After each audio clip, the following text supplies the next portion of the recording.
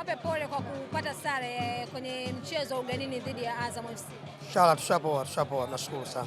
Umeshuhudia mchezo kwa dakika 90 zote. Nini ambacho pengine kilikuwa kimepungua kwa upande wenu mpaka mkapata sare mbele ya Azam? Sisi kwa upande wetu hakijapungua kitu, tumejaribu kucheza vizuri kadri tuwezavyo, isipokuwa maamuzi ya mwamuzi ndio amefikisha hapa tulivyo.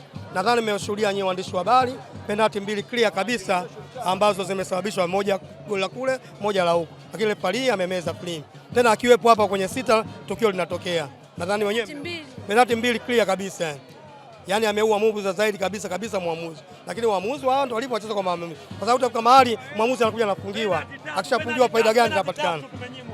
Akishafungiwa mwamuzi apata faida gani? Timu itapigana nini? Timu ishanyimwa penalti mbili. Umeona bwana? Za zaidi. Umeona bwana? Hujafurahishwa na maamuzi? Watakuuliza maswali. Mimi sijafurahisha maamuzi. Hapa performance ya timu yangu imenifurahisha. Ila maamuzi ya mwamuzi ndio anatupusha hapa. Alipasha leo tusiondoka na point 3. Lakini point 3 zilikuwa za Simba kabisa. Vipi kuhusu uwezo wa wachezaji wa Azam? Naam. Vipi kuhusu performance ya wachezaji wa Azam? Wachezaji wa Azam miaka yote nazungumza. Azam wanaingia kwenye ligi si kutafuta nini. Kwa sababu leo wako nyumbani kwao wamepata sare, wanashangilia. Wanakuja kushiriki au kuna kitu wanakitafuta.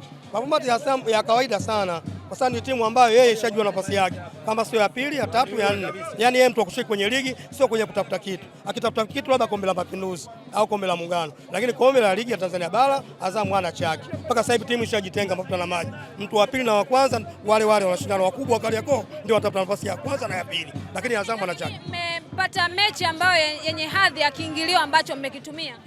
Sisi Simba kuhusu viingilio hata Simba mechi ya kirafiki kiingilio 50 Simba anakuja. Yaani Simba ni brand kubwa sana. Yaani imejibrand costume yake. Yaani sisi popote ilipo Simba tupo. Hata kiingilio kwa shingapi kwamba sisi tupo kwa ajili ya Simba.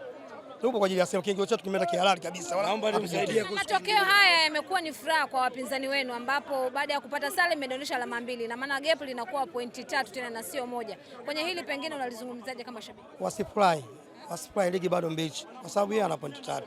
Yaani pointi 3 sasa hivi wenzake wanaenda mbele, anarudi nyuma. Yaani timu yao inarudi nyuma. Kwa hiyo bado hawajamaliza. Kwa hiyo wameshangilia, wameshangilia kwa sababu walikuwa tayari kilo kilikuwa kiko juu. Lakini pointi 3 gap sio gap kubwa kabisa. Tutakuja, tutawakuta na mwaka huu ubingwa wa Simba. Sina shaka. Hata ukiniamsha asubuhi saa 12 ndio bingwa wa Simba.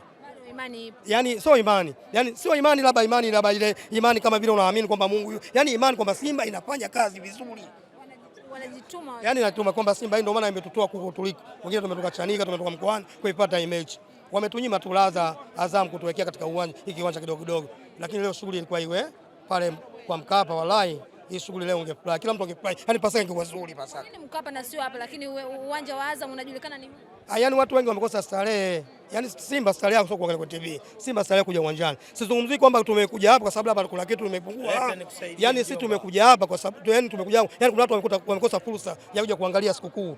Yaani mechi hizo kwa Mkapa watu wengi tumekuja zaidi hapa. Sababu Azam wana watu. Washabiki wa Azam wako wanunua, walipewa kiingilio, wanapewa juisi na unga. Unaona bwana? Azam wanakuja. Sisi Simba zingine tunatoa wenyewe. Magari yetu hapo nje, tunapanda magari tunaondoka zetu nyumbani. Nikusaidie kidogo. Nashukuru, asante.